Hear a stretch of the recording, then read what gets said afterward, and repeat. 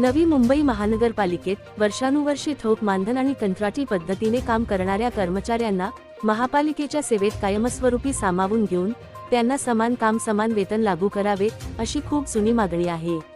मात्र या मागणीकडे तत्कालीन राष्ट्रवादी काँग्रेस पक्षातील नेते मंडळी आणि सध्या भारतीय जनता पार्टीमध्ये असणारे नेते मंडळी सामंजस्यपणे दुर्लक्ष करीत आहे। नवी मुंबई महापालिकेच्या विविध विभागांमध्ये ठोक मानधन आणि कंत्राटी पद्धतीवर कार्यरत कर्मचारी वर्षानुवर्षे कायम कर्मचाऱ्यांप्रमाणेच काम करत आहेत। स्वच्छता, आरोग्य, पाणी पुरवठा, उद्यान, तांत्रिक आणि प्रशासकीय विभागांमध्ये प्रत्यक्ष मैदानात उतरून सेवा देणाऱ्या या कर्मचाऱ्यांना मात्र वेतन, सेवा सुरक्षा आणि सुविधांच्या बाबतीत दुय्यम वागणूक मिळत असल्याची भावना निर्माण झाली आहे।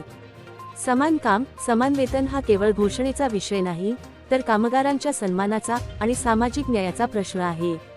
मग प्रश्न असा निर्माण होतो की नवी मुंबई भारतीय जनता पार्टीचे ज्येष्ठ नेते आणि स्वतःला नवी मुंबईचे शिल्पकार म्हणवून घेणारे वनमंत्री गणेश नाईक या विषयावर सकारात्मक पुढाकार का घेत नाहीत। नवी मुंबई महापालिकेत भाजपचे संख्याबळ आहे, मग भाजपच्या अतिअभ्यासू नगरसेवकांकडून महासभेत ठराव मांडून संख्याबळाच्या जोरावर तो मंजूर करून कंत्राटी आणि ठोक मानधन कर्मचाऱ्यांना महापालिकेच्या सेवेत कायमस्वरूपी सामावून घेऊन त्यांना समान काम समान वेतन लागू करण्याचा निर्णय का घेतला जात नाही।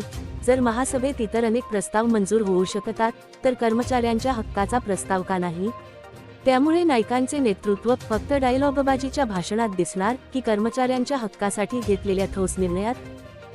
पालिका प्रशासन, नवी मुंबई।